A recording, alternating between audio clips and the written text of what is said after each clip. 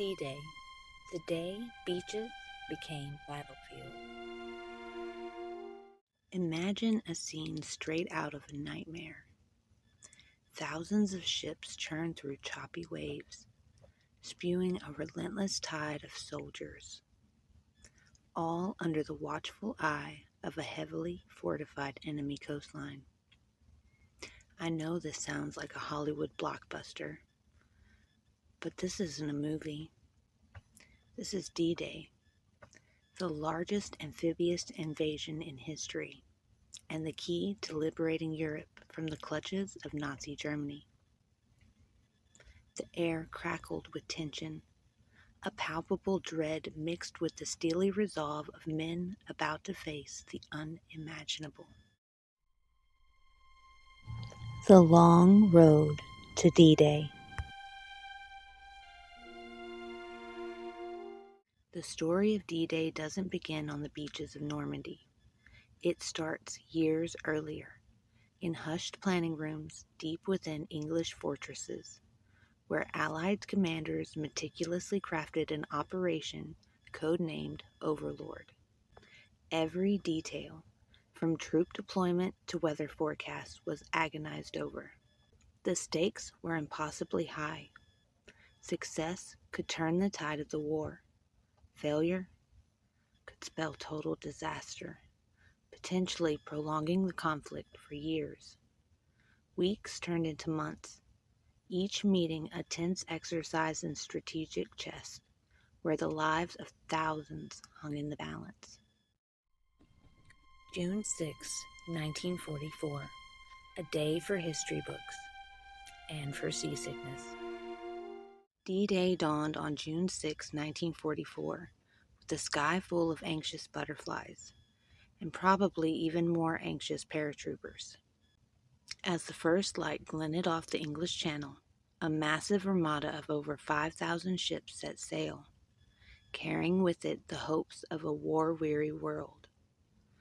Though, if we're being honest, for many of the soldiers that particular day, the biggest enemy was probably seasickness, as the massive swells rocked even the largest vessels. Hitting the beaches, a baptism by fire. The pre-dawn hours were filled with the deafening roar of bomber raiders, softening up German defenses. But as dawn crept in, a new kind of hell began. Soldiers waded ashore under a hail of gunfire, dodging mines and barbed wire. Omaha Beach, codenamed Bloody Omaha for a reason, became a scene of unimaginable carnage. Yet, with unwavering courage, the Allied forces pushed forward, slowly carving a foothold on enemy soil. The air was thick with smoke, the cries of the wounded, and the relentless crack of gunfire. The beaches became a brutal killing field, and the situation was becoming dire. The USS Texas, a steel titan's roar. As the men fought for every inch of sand, pinned down by enemy fire, the USS Texas began her deadly symphony. This battleship, a veteran of World War I, was now called upon to deliver devastating firepower in support of the troops struggling on the beaches. Her 14-inch guns, capable of hurling shells weighing over a ton, were aimed at German fortifications along Pointe and Omaha Beach. The earth trembled with each thunderous blast, the concussions echoing across the channel. The guns of the Texas weren't just loud. They were precise, methodically dismantling German gun emplacements and strongpoints, clearing a path for the advancing troops. Her crew worked tirelessly, their faces grim, their movements practiced. Each shell fired a testament to their dedication. A particularly intense moment occurred when the Texas engaged German artillery batteries that were pinning down American Rangers at Pointe. Her accurate fire helped silence these batteries, preventing a potential massacre. Later, she would provide crucial fire support to the beleaguered soldiers at Omaha Beach, where the fighting was at its most brutal, providing the desperately needed heavy fire to allow the soldiers to advance. Beyond the beaches, the fight for France. The battle didn't end on the beaches. The fight for France was a brutal slog inland, a constant test of endurance and strategy. The hedgerows, a maze of dense vegetation and earthworks, became deadly traps, where every inch was contested. But inch by bloody inch, the Allies gained ground, aided by the French resistance and the arrival of additional troops.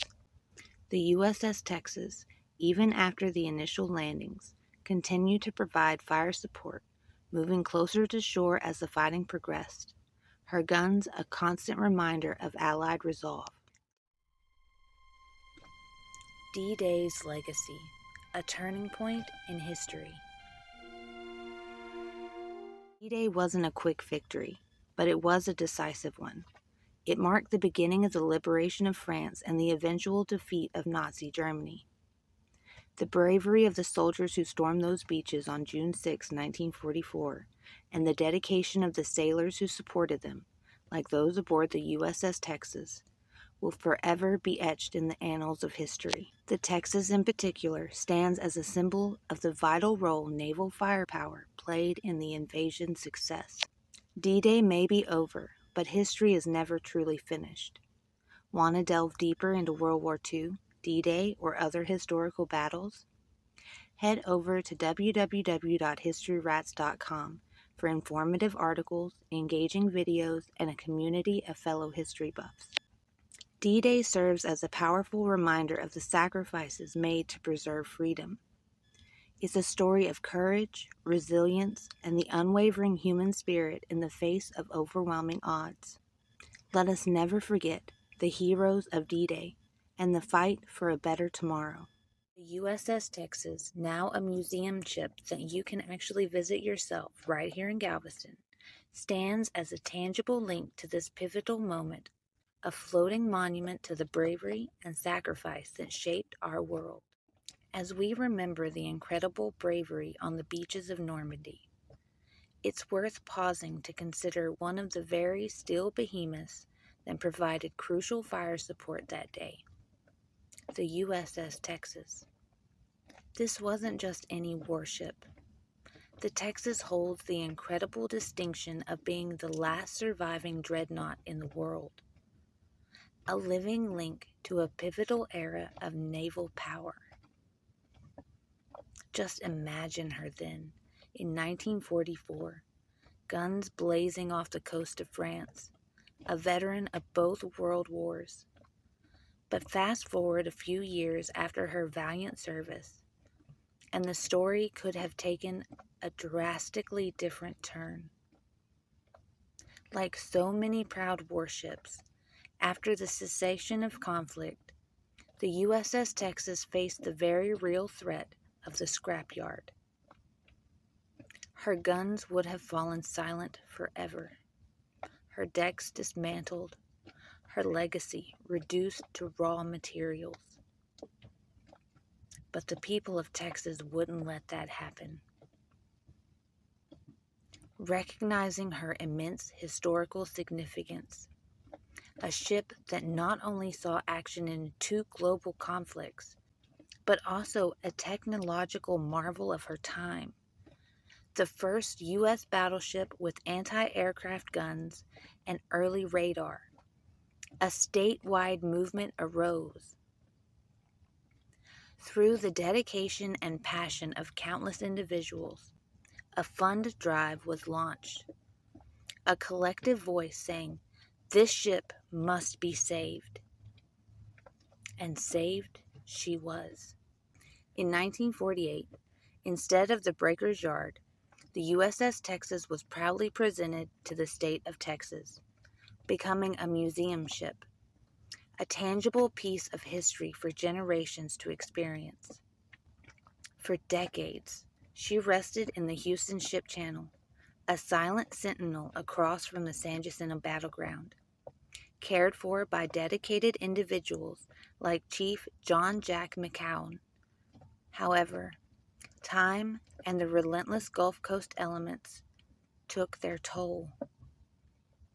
By the early 2000s, it became clear that significant restoration was needed to preserve this irreplaceable piece of history. Once again, Texans stepped up. In 2007, voters approved crucial funding, augmented by private donations, setting in motion a monumental effort to bring the grand old lady back to her former glory. This brings us to today. The USS Texas is currently undergoing an extensive multi-million-dollar hull restoration in Galveston, a testament to the ongoing commitment to her survival. After being dry docked for the first time in over 3 decades, her steel hull is being rebuilt, her decks repaired. The Battleship Texas Foundation, formed specifically to advocate for and operate the ship, is leading this charge, envisioning a future where visitors can once again walk her decks and connect with the stories of the brave men who served aboard her. The goal is to return the Texas to the water, with Galveston set to be her permanent home. While the intricate work continues at Gulf Copper's shipyard on Pelican Island, with a reopening targeted for late 2025, the spirit that saved her from the scrap heap decades ago remains strong. The story of the USS Texas isn't just about her wartime service. It's also a powerful reminder of the dedication required to preserve our history, ensuring that future generations can witness the might and remember the sacrifices of ships like the last surviving dreadnought.